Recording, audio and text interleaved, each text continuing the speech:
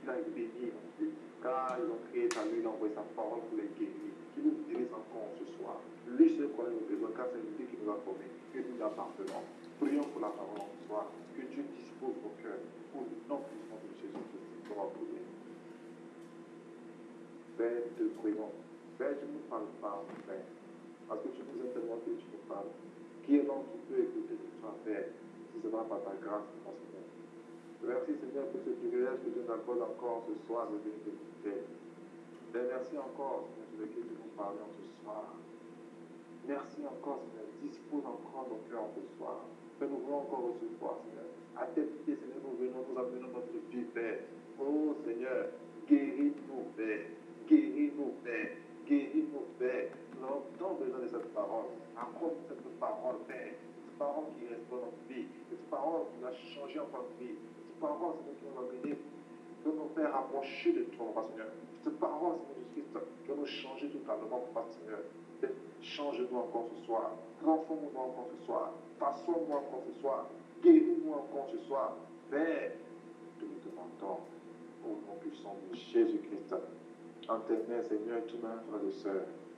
En tes mains, Seigneur, le serviteur que tu vas encore, tu t'es choisi encore pour nous parler ce soir. Père, exerce sa langue. Laisse que la chair se taise. Et quand tu nous parles, Seigneur, du haut des cieux, du haut de ton trône. Père, nous allons dire que quand tu nous parles, car ta parole est vie. Père, il n'y a aucune parole qui donne vie comme ta parole.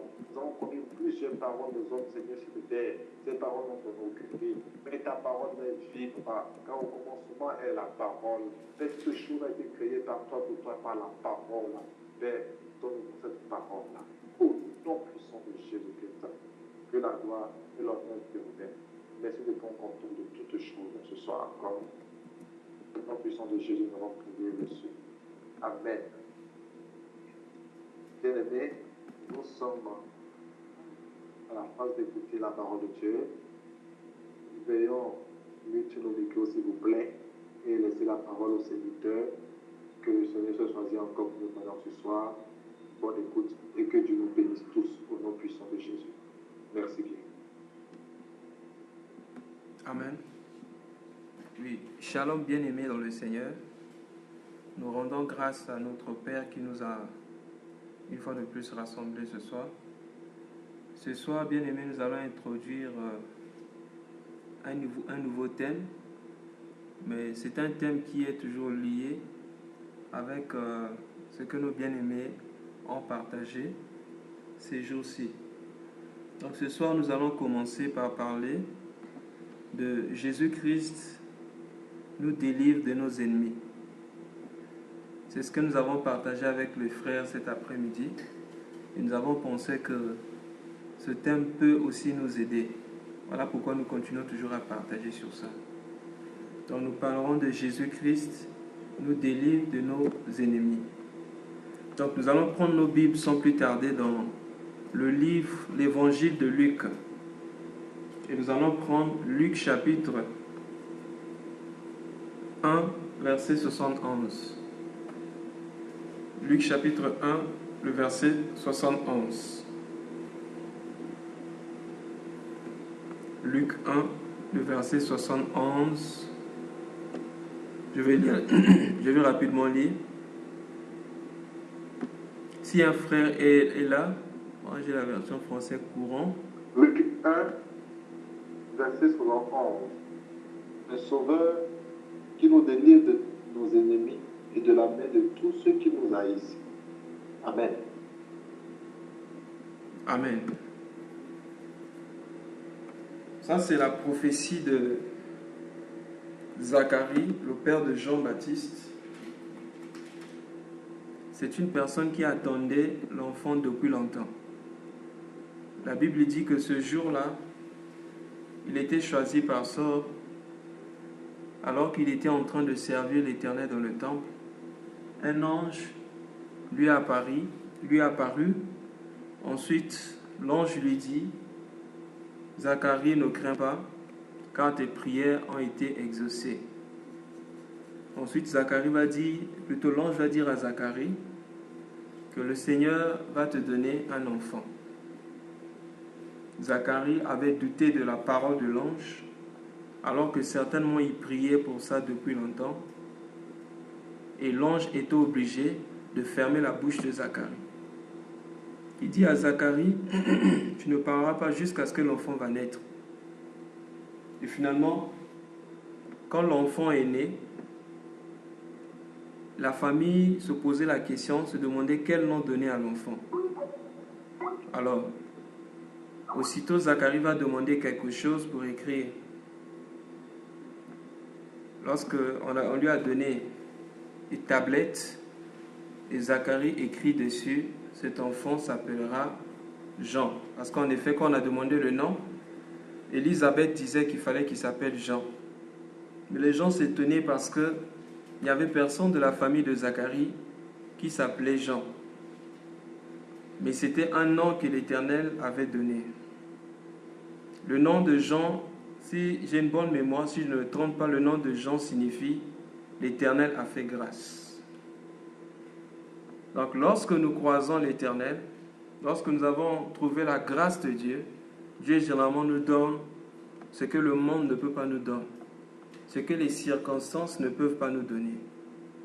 Zacharie priait pour l'enfant, parce que dans Luc chapitre 1 verset 13, c'est bien écrit que l'Éternel a exaucé tes prières. Alors que l'Éternel a exaucé ses prières, l'ange vient lui dire que voici ta femme va être enceinte et tu vas avoir un enfant. Zacharie a douté. Pourquoi Zacharie avait douté?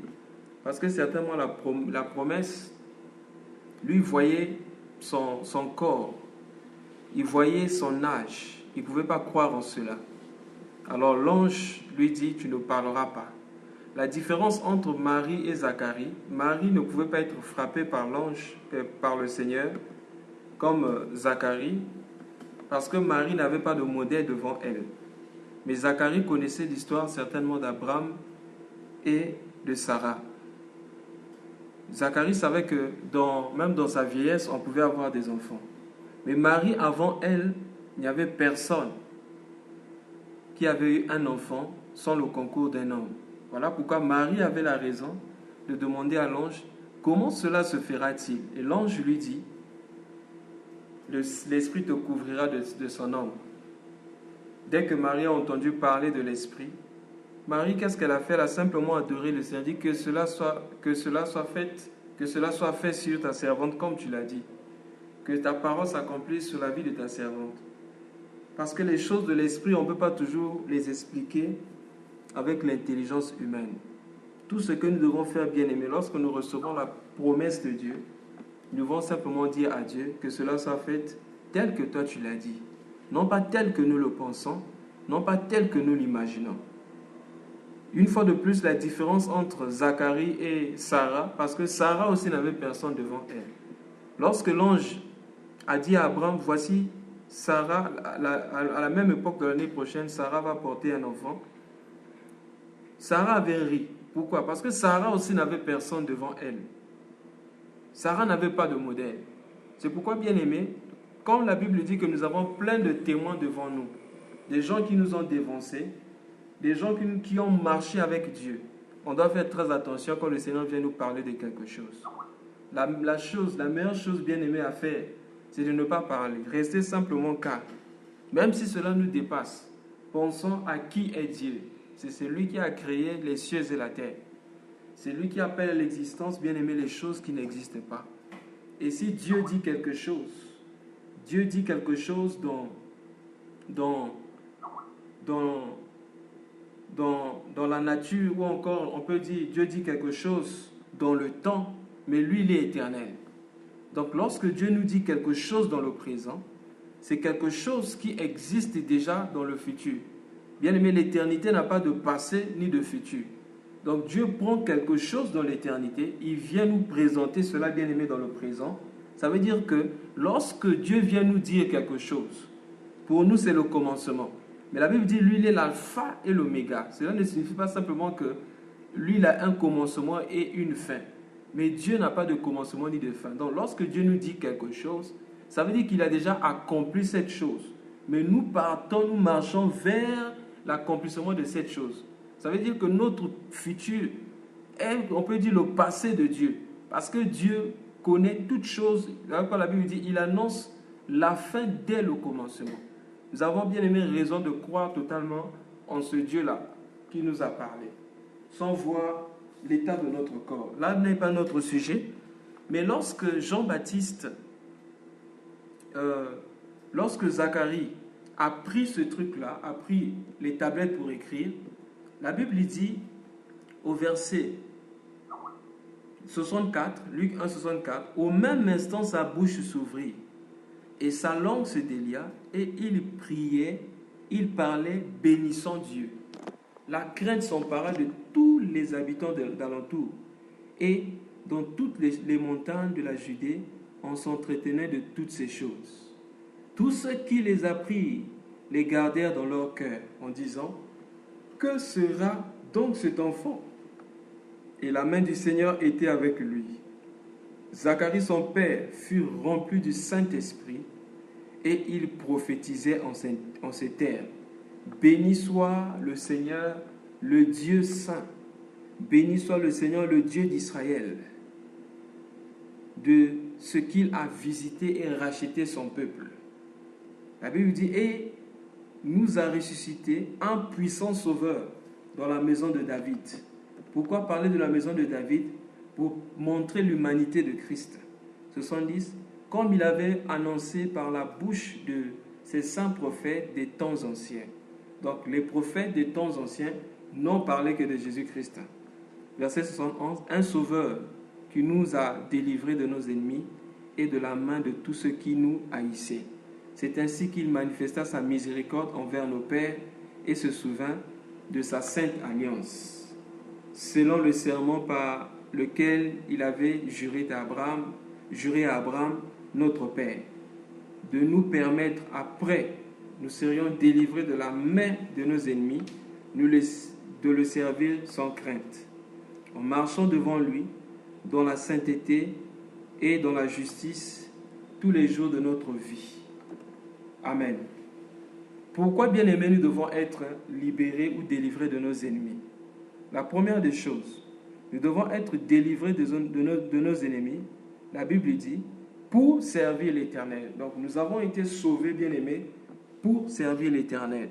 La deuxième des choses, pourquoi nous avons été délivrés ou nous devons être délivrés de nos ennemis, c'est pour marcher devant Dieu dans la sainteté et la justice. Quand? Pas le jour de la Pentecôte, pas le jour, c'est pas le vendredi saint ou la Pâque qu'on célèbre aujourd'hui, mais tous les jours de nos vies. C'est-à-dire, Dieu nous sauve afin que nous marchions devant lui dans la sainteté et la justice tous les jours, 24 heures sur 24, 7 jours sur 7, 365 jours par an. Donc voilà un peu, bien aimé, le but pour lequel Dieu nous délivre. Alors la Bible nous présente ici, on n'a pas parlé de l'ennemi, mais on a parlé des ennemis. Qu'est-ce que nous remarquons? Souvent, nous pensons, si on demande aujourd'hui quel est l'ennemi des chrétiens, certainement les gens vont parler directement du diable, parce que le diable, également, son nom signifie adversaire. Mais nous devons savoir qu'il n'y a pas que le diable. Les ennemis ici sont au pluriel, on dit, afin qu'il a suscité un sauveur qui nous délivre de nos ennemis et de la main de tous ceux qui nous haïssent. Bien-aimés, combien d'ennemis avons-nous en tant que chrétiens? Nous pouvons citer 3 sortes d'ennemis. Nous avons d'abord le monde comme ennemi, nous avons la chair comme ennemi et nous avons le diable comme ennemi. Donc, bien-aimés, dans ce thème-ci, nous allons essayer de voir comment être libéré du monde, être libéré de la chair et être libéré du diable. On remarque aussi au verset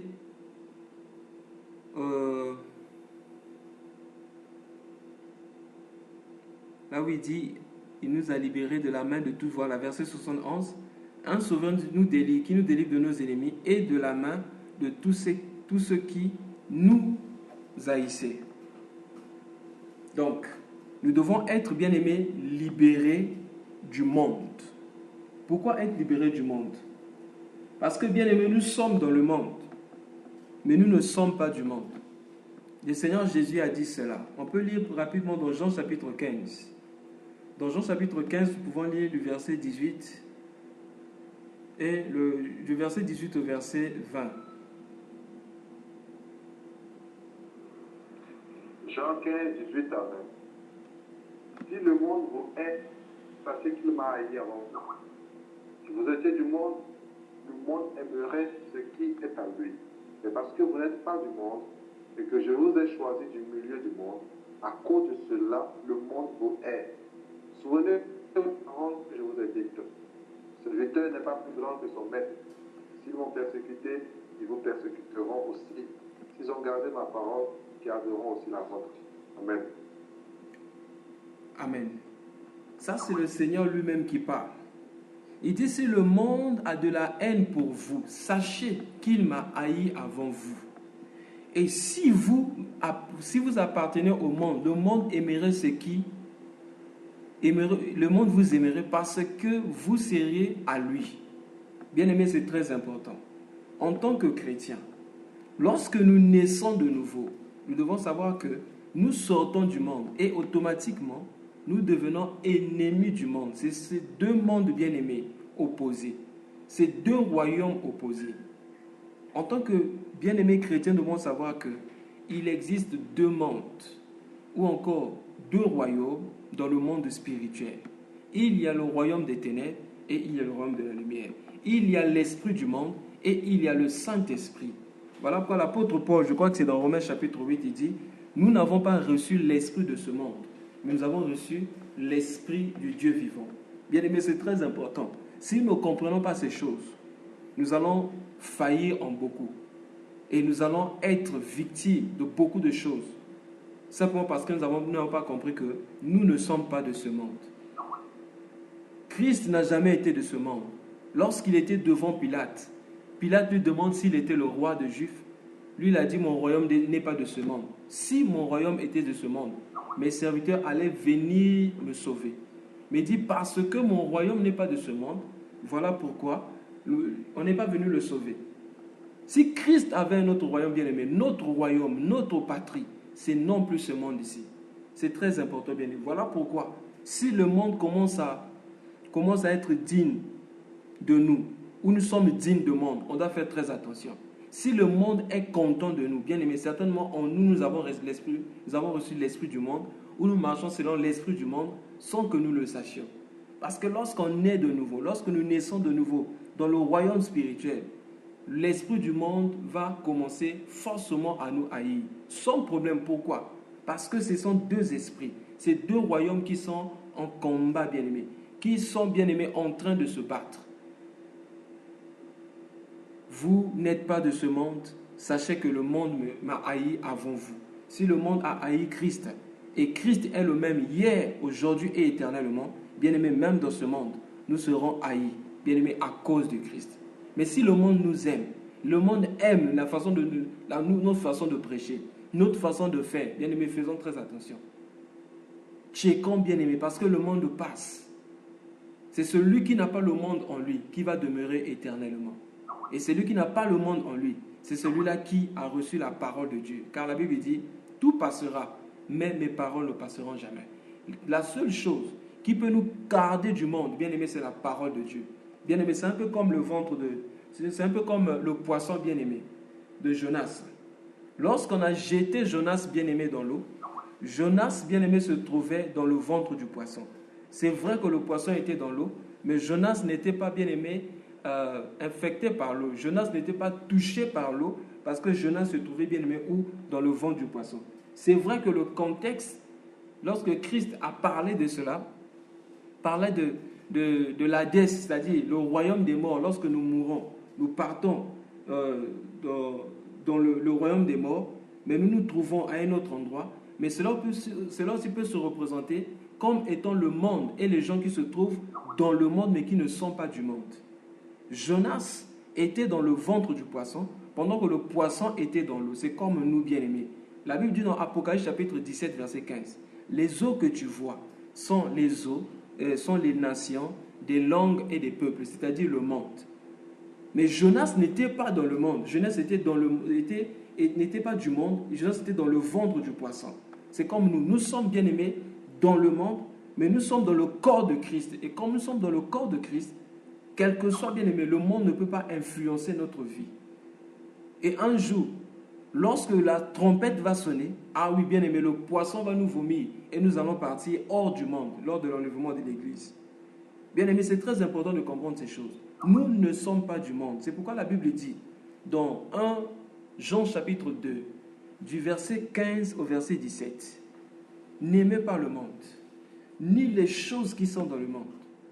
Celui qui aime le monde, l'amour du Père ne peut pas être trouvé en lui. Celui qui aime le monde, l'amour du Père ne peut être trouvé en lui. » Et on cite ce qui se trouve dans le monde, l'orgueil de la vie, la convoitise des yeux et la convoitise de la chair. La Bible dit, toutes ces choses ne viennent pas du Père, mais viennent du prince de ce monde. Posons-nous la question, sommes-nous de ce monde ou sommes-nous du royaume des cieux? Lorsque nous avons reçu le Saint-Esprit, lorsque nous avons accepté de mourir et de ressusciter avec Christ, la Bible dit, notre vie bien-aimée, nous devons aspirer aux choses d'en haut. Pourquoi? Parce que notre mentalité n'est plus de ce monde, mais notre mentalité devient focalisée sur un autre monde. Quand on parle du monde bien-aimé, le monde, ce n'est pas les arbres que nous voyons, les voitures, la télé, etc. Non, bien-aimé, ça, ce n'est que la manifestation de l'esprit du monde. Mais dans le monde aussi, nous trouvons la création de Dieu. Quand on parle du monde ici, le monde, c'est un système. Quand on a posé la question à Jésus, quel sera dans Matthieu chapitre, je crois c'est 24, verset 3, quel est le signe de ton avènement et la fin du monde? Cela parlait de la fin d'un système. Et pourquoi il y aura la fin de ce système? Parce que ce monde ici est soumis au prince du monde. Et le prince du monde, c'est le diable. C'est dans Jean chapitre 14, verset 30. Jésus a dit, le prince de ce monde arrive et il n'y a rien de lui en moi. Bien-aimé dans le Seigneur, le monde est soumis au malin. C'est pourquoi il a dit à Jésus, nous devons croire à cette parole-là. Il a dit à Jésus, tous ces royaumes-là m'ont été donnés. Je crois que c'est Luc chapitre... Si un frère peut retrouver ce passage, le frère Gauthier a donné ça cet après-midi. La Bible dit, le prince de ce monde arrive, ça c'est Jean chapitre 14, verset 30. Et lors de la tentation, le malin a dit à Jésus, voici tout le monde et tout ce royaume, tous ces royaumes m'ont été donnés. Et je les donne à qui je veux, bien-aimé dans le Seigneur. Voilà pourquoi il n'est pas rare de voir les gens qui sont très élevés, les gens qui sont aisés, les gens qui trouvent facilement et rapidement l'argent, on leur demande de faire beaucoup de choses, des choses sales. Pourquoi? C'est parce que le prince de ce monde donne ce monde bien-aimé à qui le veut. Et comment le donne-t-il? C'est à tous ceux qui acceptent de l'adorer. Voilà pourquoi nous ne sommes pas surpris de la présence de plusieurs loges sataniques. Et de plus en plus, nous avançons vers la fin. Bien-aimés, on essaie de faire entrer dans les constitutions des choses qui viennent à l'encontre, bien-aimés, de la parole de Dieu. Et tous ceux qui acceptent de le faire, tous ceux qui acceptent d'adhérer à ce mouvement, à ce système de pensée, c'est une façon d'adorer le diable. Et lorsqu'on adore le diable, bien-aimé, il leur donne toutes ces choses. Il n'est pas rare de voir certains directeurs, certains ministres, ces gens haut placés, ces gens qui ont étudié, faire des choses sales, des choses qu'on ne peut pas imaginer. Voilà pourquoi, plus nous avançons, bien-aimés, ne soyons pas surpris que même la moitié des pays dans le monde adhèrent au mariage homosexuel. Plus nous avançons, bien-aimés, il y aura plus de gens qui vont adhérer à ces loges, par exemple, comme la franc-maçonnerie, comme les Illuminati. Pourquoi? Parce que le monde ici est en train de préparer l'arrivée de l'Antichrist.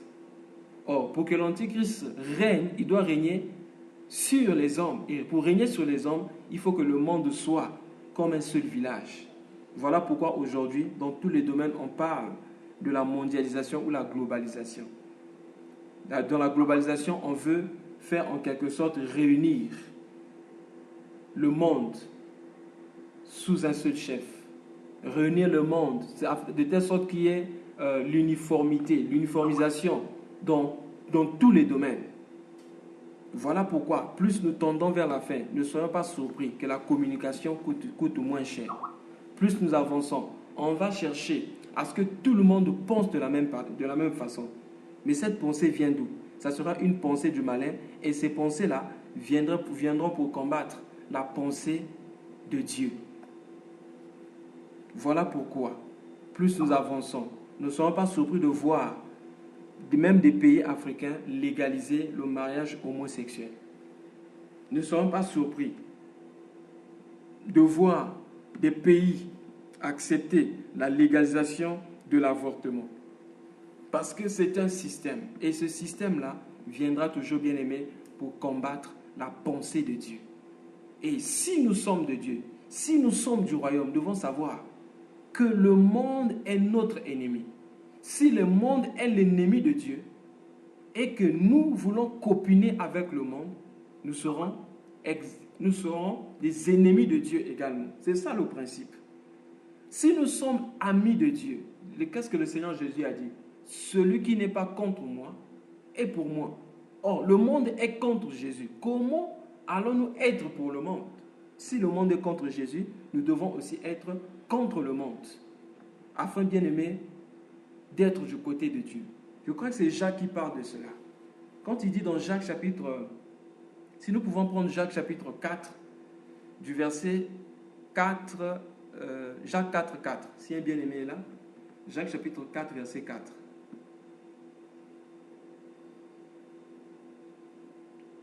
Jacques 4, 4. Adultères que vous êtes, ne savons pas que l'amour du monde est inimitié contre Dieu. Celui donc qui veut être ami du monde sera ennemi du monde. Ennemi de Dieu, pardon. Je reprends s'il vous plaît. Adultères que vous êtes, ne savez-vous pas que l'amour du monde est inimitié contre Dieu? Celui donc qui veut être ami du monde sera ennemi de Dieu. Amen. Amen. Merci. La Bible dit, dans la version française courant, infidèles que vous êtes, ne savez-vous pas qu'être ami du monde, c'est être ennemi de Dieu? Celui qui veut être ami du monde sera donc ennemi de Dieu. Bien-aimés, faisons très attention. Faisons très attention. Le monde est notre ennemi. Pourquoi? Parce que le monde est ennemi de Dieu. Et le Seigneur est venu sur la terre en chair, en portant la chair humaine. Le Seigneur Jésus est venu pour nous libérer du monde. Et lorsque nous aimons le monde, nous devenons ennemis de Dieu. C'est ce que la Bible déclare. Parce que le monde est un système. Et pour manipuler, le diable utilise plusieurs moyens. Voilà pourquoi aujourd'hui, quand nous voyons par exemple des stars, je donne un exemple. Aujourd'hui, il y a une personne par exemple comme Beyoncé. Beyoncé a influencé plusieurs jeunes filles aujourd'hui. Dans le mal, bien sûr. Pourquoi? Parce que les gens ne sont pas totalement attachés au Seigneur. Ils sont un peu attachés à Dieu, un peu attachés à ces choses-là. Bien aimés, faisons très attention. Le malin, pour contrôler les pensées, il va utiliser les stars, les institutions. Même bien aimés, aujourd'hui, hier encore, j'étais en train de parler avec un bien-aimé par WhatsApp. Il était en train de me dire que aujourd'hui, au pays, pour faire partie de certaines compagnies, il faut adhérer à la franc-maçonnerie. On oblige aux gens, quels que soient tes diplômes, même si tu es diplômé, si tu n'adhères pas à la franc-maçonnerie, tu n'auras pas de place là-bas. Oh bien-aimés, faisons très attention. Nous qui sommes avertis sur ces choses, si nous ne nous attachons pas à la parole, nous serons facilement drainés vers ces choses. C'est pourquoi, bien-aimés, apprenons à connaître que le monde est notre ennemi aujourd'hui et que nous soyons capables de tout refuser pour être en relation avec le Seigneur, pour marcher avec le Seigneur, que d'accepter de gagner tout le monde s'il faut qu'on perde notre âme. La Bible dit dans Marc, que servira-t-il à un homme de gagner ce monde s'il faut qu'il perde son âme? Parce que lorsque nous attachons au monde bien-aimé, nous perdons notre âme. La seule façon d'être sauvé, c'est de se détacher du monde et de s'attacher à Dieu. Le monde est notre ennemi. Donc le monde va utiliser les systèmes de pensée. Nous lisons par exemple dans l'Apocalypse que ceux qui étaient persécutés, c'est ceux qui refusaient la marque sur leur front et la marque sur la main. Je crois que le bien-aimé Paul nous avait expliqué ça ici la fois passée. La marque sur le front, c'est celui-là qui accepte le monde ouvertement devant les gens.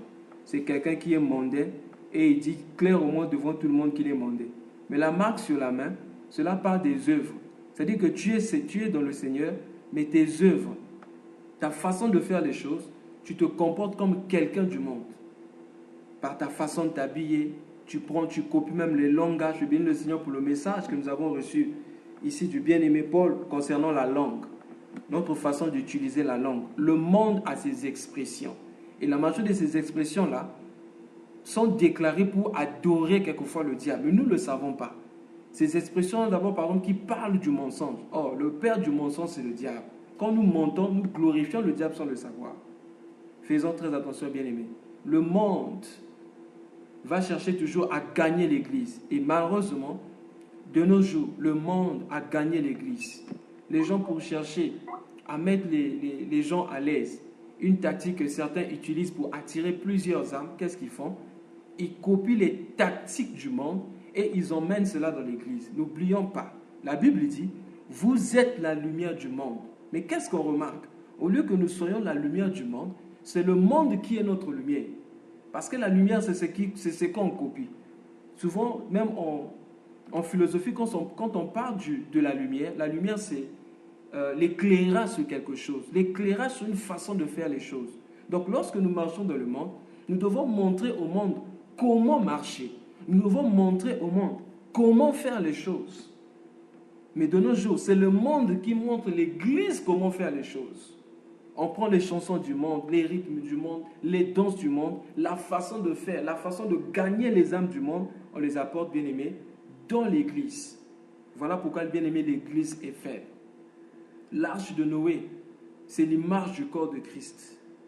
Bien-aimé, l'arche ou encore le bateau sur l'eau fait du bien. Mais l'eau dans le bateau entraîne à la mort. L'eau dans le bateau entraîne la mort. Bien-aimé dans le Seigneur, c'est exactement l'état de l'Église actuelle. Lorsqu'on accepte que le monde rentre dans l'Église, on prend les tactiques du monde pour attirer les gens, pour faire par exemple des appels de fonds. Tu vois un homme se lever, commencer à faire comme la vente en jachère, qui veut donner $5, qui veut donner $1000, qui veut donner $300, qui veut donner ceci. Et après on dit acclamons pour le Seigneur. Oh bien-aimé dans le Seigneur, faisons-nous honte à ceux qui n'ont rien. Le monde passe avec ses convoitises, mais celui qui fait la volonté de l'Éternel demeure. Le monde passe. Le monde, c'est notre ennemi. Et le monde va toujours nous haïr. Apprêtons-nous bien-aimés. Soyons préparés par rapport à cela. N'attendons pas à ce que le monde puisse nous aimer. N'attendons pas à ce que le monde puisse nous recevoir. Le monde fonctionne par la corruption. Si nous voulons vivre pieusement dans le Seigneur, bien-aimés, nous n'allons pas accepter la corruption. Et si nous n'acceptons pas la corruption, on peut nous chasser, bien-aimés, du boulot. On peut nous changer, on peut nous enlever, bien-aimés. On peut nous licencier sans problème. Mais acceptons cela à cause du Seigneur Jésus-Christ. N'acceptons pas un poste qui va nous conduire, bien-aimés, parce que simplement on nous a proposé des avantages charnels. Mais regardons, bien-aimés, la relation que nous avons avec Dieu. Notre relation avec le Seigneur. Qu'est-ce que cela profite au Seigneur? Qu'est-ce que cela peut aboutir par rapport à notre relation avec le Seigneur? Le monde passe et ses désirs. Bien-aimé, le monde passe. Dans le monde, comme on était en train de dire tout à l'heure, que c'est un système de pensée, une façon de faire, une façon d'opérer, une façon de se présenter. Le monde a sa façon de s'habiller. De nos jours, même ces messages ne sont même plus prêchés dans l'église. Vous voyez des sœurs venir à l'église comme si elles partaient en boîte de nuit. C'est comme si la sœur partait séduire des frères à l'église. Mais c'est parce que nous avons accepté ces choses. Le monde est entré dans l'église. Regardons simplement, bien aimé, les messages. De nos jours, on fait plus l'appel de fonds que l'appel des âmes. Hier, les gens pleuraient après avoir écouté un message. Les cœurs étaient touchés, les gens changeaient, les gens étaient transformés, les vies étaient transformées. Mais de nos jours, vous voyez la personne sortir de l'église. Au lieu que l'amour de Dieu augmente dans son cœur, mais c'est l'amour du monde. L'amour de posséder les choses. C'est ça les tactiques de l'ennemi. L'ennemi sait, comme on disait la fois passée, il ne peut pas frapper l'église de l'extérieur, mais qu'est-ce qu'il fera? Il enverra ses serviteurs. Et il a déjà envoyé ses serviteurs aujourd'hui. Comme nous avons lu dans 1 Jean chapitre 4, je crois le premier verset, la Bible dit, vous avez entendu parler qu'il y a un antéchrist, l'antéchrist qui vient. Mais de nos jours, ils sont déjà nombreux. Si un frère peut retrouver ce passage, je crois que c'est dans 1 Jean.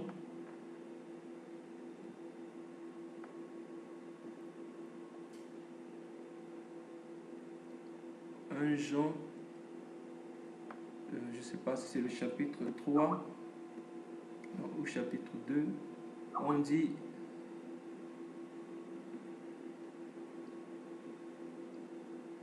ok, 1 Jean chapitre 4, ok. La Bible dit, bon, je cherche le passage... C'est la dernière heure. Et comme vous avez appris qu'un antéchrist vient, il y a maintenant plusieurs antéchrists. Par là, nous connaissons que c'est la dernière heure. Amen. Amen. Nous savons que c'est la dernière heure parce que plusieurs sont déjà là. Bien aimé, si au temps des apôtres, au temps où Jean avait écrit son épître, ils étaient nombreux. Combien trouveront-ils, combien sont-ils aujourd'hui à notre temps? On dit, bien aimé, c'est la dernière heure. Si c'était la dernière heure à leur temps, ça veut dire que pour nous, c'est la dernière seconde ou c'est la dernière minute, bien aimé. Donc, plus nous avançons, le monde mettra en place un système de pensée qui viendra pour effacer la pensée de Dieu, la volonté de Dieu dans le monde, la volonté de Dieu sur la terre. Regardez par exemple concernant l'éducation des enfants. La Bible dit, n'éloigne pas la chicotte de l'enfant de peur de perdre l'enfant. Ou enseigne à l'enfant les voies qu'il doit suivre pendant qu'il est encore enfant. Quand il sera grand, il ne s'en détournera pas. Mais il y a une loi dans les pays, la majorité des pays d'Europe et même aux États-Unis, au Canada aussi, où on défend aux parents de corriger les enfants, par exemple en les tapant ou en engueulant les enfants. C'est-à-dire de corriger les enfants. Vous voyez une loi comme ça, ça veut dire que c'est une loi qui pousse les enfants à être de plus en plus libres. Et regardez le résultat aujourd'hui. Les enfants sont très impolis et les enfants ne respectent même pas leurs parents. Et c'est une loi comme ça. Bien-aimé, le monde va établir encore plusieurs lois. Bien-aimé, hier encore, la sœur Jeannette était en train de me dire qu'elle avait suivi sur TV5, il y a je crois 2 ou 3 jours passés, qu'il y a une université au Canada dans laquelle on a imposé à tout le monde, c'est-à-dire on a établi la discipline de la méditation, c'est-à-dire il ne veut pas simplement parler directement du yoga, mais parler de la méditation comme une discipline qui fait partie des UV, des cours de l'université. Et c'est une discipline obligatoire pour tous les élèves. À l'université de Montréal. À l'université de Montréal, on a établi la méditation comme une discipline obligatoire. Donc, si tu ne veux pas faire la méditation, bien aimé, on te chasse de l'université. Oh, bien aimé dans le Seigneur, nous devons nous préparer à ça.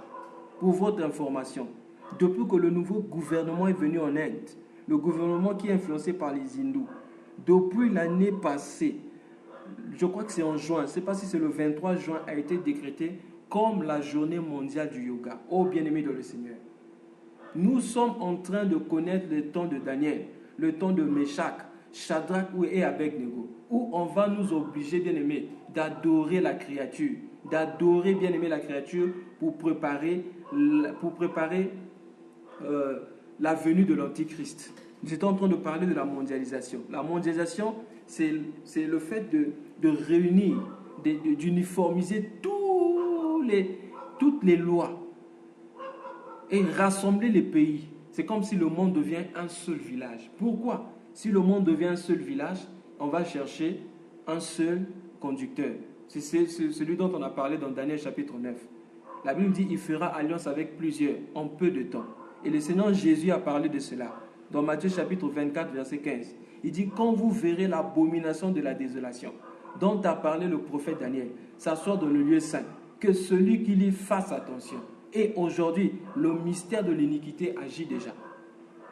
Parce que la parole, je donne un exemple, le pape n'est pas l'antéchrist comme certains le pensent. Non, l'antéchrist ne peut pas venir, bien aimé, apparaître visiblement aussi longtemps que l'Église est encore sur terre.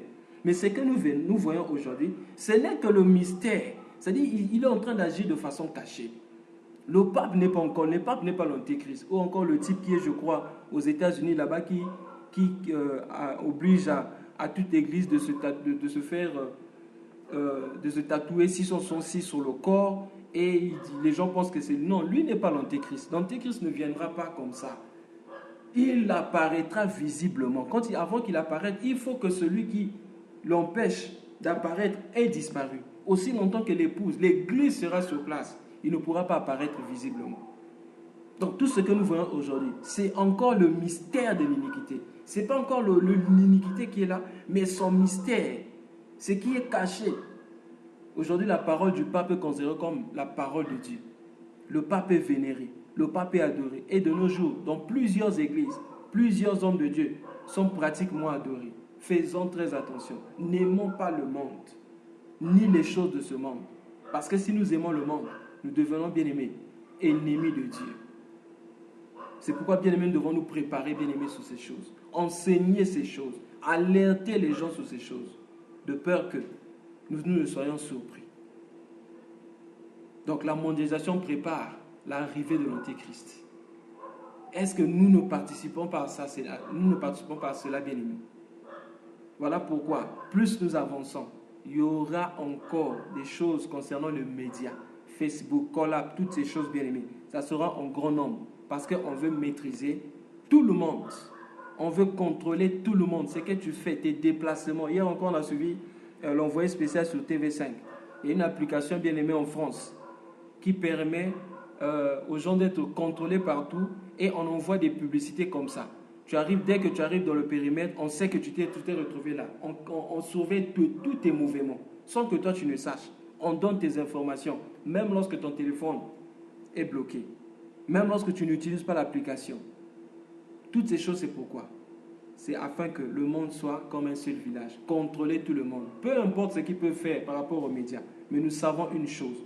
Aussi longtemps que nous sommes dans le Seigneur, le monde ne pourra pas nous contrôler.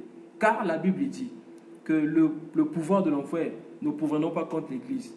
Mais ayons dans nos esprits, ayons dans nos têtes, que le monde est notre ennemi. Et le monde ne peut pas nous aimer. Voilà pourquoi. Si nous sommes haïs, bénissons le Seigneur. Glorifions le Seigneur parce que nous sommes haïs. Nous sommes haïs. Ça doit être un sujet de gloire, un sujet d'adoration. Si nous sommes haïs, c'est là vraiment que nous savons que nous sommes vraiment avec le Seigneur. C'est là vraiment que nous savons que nous marchons avec le Seigneur. Car c'est lui qui ne croise pas le monde devant lui. C'est lui qui n'est pas haï par le monde. C'est sûr qu'il est en train de marcher avec le monde. Car nous sommes la lumière du monde. Lorsque nous apparaissons devant le monde, nous indexons, nous condamnons ses œuvres. C'est ce que le Seigneur Jésus a dit. Parce que nous condamnons ses œuvres par notre façon de faire, notre lumière va déranger les gens qui sont là. Notre façon de faire, même au travail. Je donne un exemple. Je me rappelle, une fois, je suis allé là où je suis en train de faire le stage et il y a le registre. Le registre pour marquer la présence et l'heure d'arrivée, tout ça là. Moi, je suis arrivé. Au moment où je suis arrivé, en effet, j'étais arrivé, normalement le service commence à 10h. Moi, j'étais arrivé à 10h05. Mais comme les responsables, les chefs n'étaient pas encore là, moi, j'ai mis 10h05. Celui qui est arrivé après moi, il était arrivé à 10h30. Il a regretté, il me dit, mais pourquoi tu as mis 10h05? Il fallait même mettre 9h. Il dit, non, mais moi je suis arrivé à 10h05. Pourquoi devrait-il mettre 9h? Il était vraiment fâché. Il était fâché. Non, il faut mettre... Non, mais si je mets 9h, ça serait un mensonge. Moi, je ne suis pas arrivé à 9h. Et ce type-là était très furieux contre moi. Bien aimé, le monde va toujours nous haïr. Si tu veux vivre pieusement dans le Seigneur, la Bible dit que tu seras persécuté. Donc, bien aimé dans le Seigneur, pendant le temps nous est imparti, nous allons nous arrêter là pour aujourd'hui. Mais nous allons, pendant ces jours, partager sur nos ennemis. Quel ennemi? Le monde, le diable et la chair. Donc nous allons nous arrêter là pour aujourd'hui. Nous allons continuer prochainement. Que le Seigneur vous bénisse.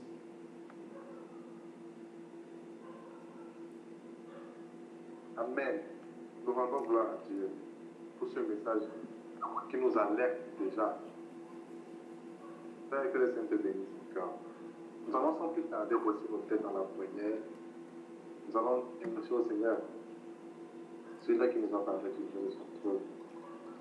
Merci car c'est lorsqu'il nous aime tellement qu'il nous parle ainsi de ces choses, pour nous prévenir, pour que nous puissions faire attention. Disons-lui merci. Bénissons encore l'homme de Dieu, serviteur de Dieu que Dieu s'est choisi encore aujourd'hui pour nous parler. Nous sommes encore dans le nom puissant de Jésus. Vie. Disons-lui merci pour le salut. Disons-lui merci pour tout son verset. Nous demandons la grâce pour le servir chaque jour. Pas un seul jour, pas seulement le jour du sabbat, mais chaque jour, comme on a précisé dans la Bible, au nom puissant de Jésus qui sont en prière. Père, nous te rendons grâce. Nous te bénissons. Toi qui es mort pour nous, toi qui as laissé ton sang pour nous, toi qui as vaincu nos ennemis, ton pasteur. Nous t'en sommes du sang. Nous te rendons la gloire.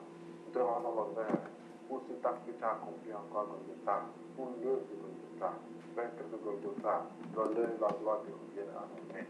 Père, comme tu as vaincu nos ennemis, pour que nous puissions te servir sans crainte, Père, accorde-nous, Seigneur, cette grâce-là, pour te servir chaque jour de notre vie, Papa Seigneur, à te craindre, à marcher dans tes préceptes, à garder ta parole, que ta parole nous demeurons dans ta parole. Père, accorde-nous ce objectif. Seigneur, nous marchons chaque jour de notre vie puissant. Aide-nous, Seigneur, à devenir encore plus, à te connaître plus, au nom puissant de Jésus-Christ. Bien-aimé, aspirer aux choses d'en haut, être libéré, demandons la grâce de Dieu pour être libéré du monde, de la chair et du diable, la force de nom de Christ. C'est par lui, ce n'est pas par les hommes, ce n'est pas par la force. Tout le monde a cette grâce-là, au nom puissant de Jésus-Christ. Nous sommes en prière. Père, te rendons la gloire. À qui nous pouvons aller? À qui pouvons-nous aller, Papa Seigneur? C'est à toi seul, car tu es la parole de la vie. C'est toi qui as fait mon Père, c'est toi qui soutiens, Seigneur Jésus-Christ. Nous ne pouvons rien sans toi. Fais-nous rien de la volonté pour faire de tout ça nous puissions prier. Merci. Oui, shalom bien-aimés, nous allons prier, nous allons demander à Dieu de nous donner d'être vigilants et éveillés. Bien-aimés, deux choses qui sont très essentielles. Le Seigneur Jésus a dit que nous devons être prudents comme les serpents et doux comme la colombe. Nous allons prier pour que Dieu nous donne la puissance d'être vigilants. L'éveil de l'esprit de l'homme pour voir quand est-ce que le malin cherche à infiltrer ses voix, ses langages, son habillement, son attitude dans nos cœurs même, dans notre pensée. Bien-aimés, nous devons prier et avoir cet engagement comme un empressement dans nos cœurs. Dire au Seigneur, nous ne voulons rien qui n'est pas de lui, qui est de ce monde. Au nom de Jésus-Christ, nous prions. Père, nous pouvons lui rendre un service à vie. Bien-aimé, la vie de Christ devient une routine et une difficulté, une contrainte, une forcerie lorsque, bien-aimé, on est loin de Dieu. Nous allons prier à Dieu maintenant qu'il remplisse nos vies de la fraîcheur qu'il y a auprès de lui. La Bible déclare qu'il est auprès de lui, dans la cité de Dieu, une source d'eau vive qui donne la vie et qui fait nous allons demander à Dieu que ces eaux coulent dans nos âmes abondamment. Que nos vies se réjouissent que de la joie de la cité de Dieu, que du bonheur de la cité de Dieu. Et que tout ce qui pouvait prendre un peu de place dans nos cœurs, tout ce qui pouvait être semblable à des choses précieuses dans nos cœurs, que Dieu maintenant nous montre la réalité de ces choses, afin que lui seul soit le précieux, que toute autre chose soit de l'ombre et de l'ombre. Prions au nom de Jésus-Christ. Père, tu nous as aimés. Sur nos prières, Seigneur, nous te disons merci parce que tu es exaucé nos prières ce soir.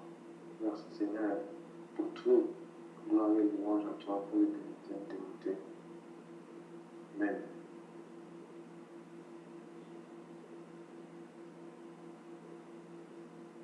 Nous allons passer au moment des ajouts. Si un bien-aimé a un ajout, veuillez de l'apporter s'il vous plaît. Merci beaucoup que le bishop vienne aussi.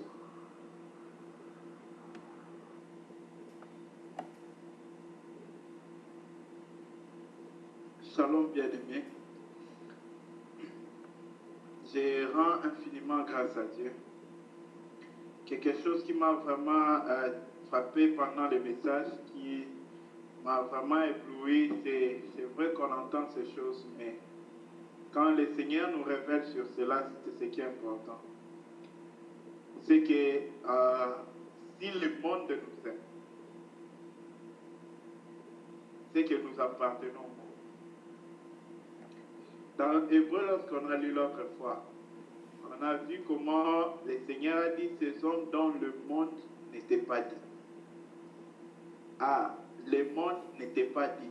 Donc il n'y a pas harmonie entre eux et le monde.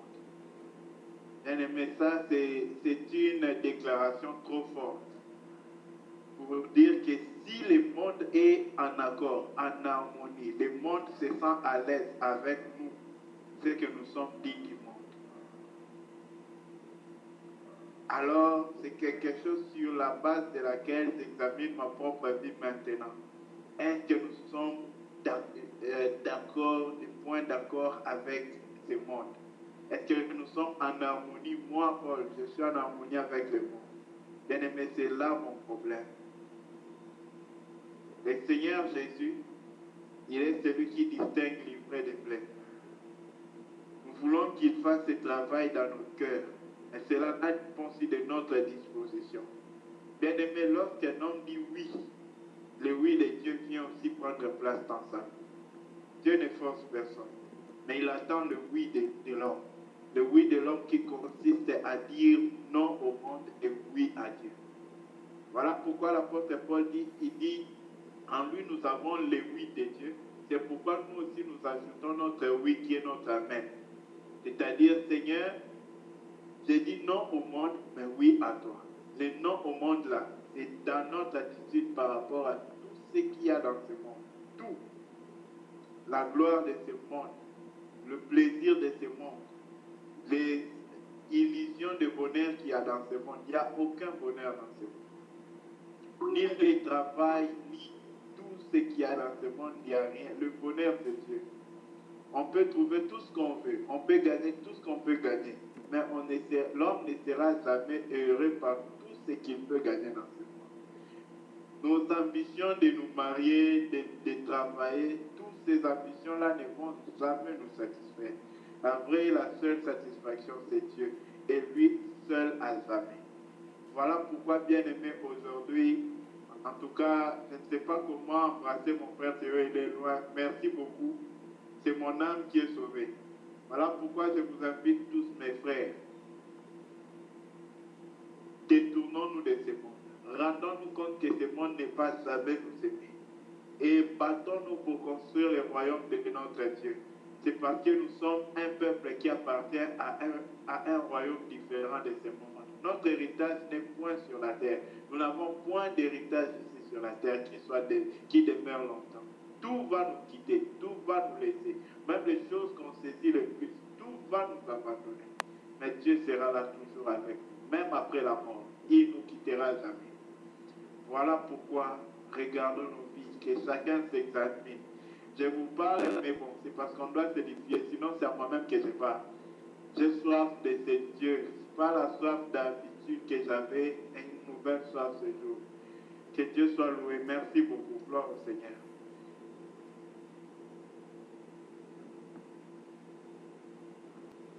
Que la gloire revienne au Seigneur. Merci beaucoup, Frère Paul.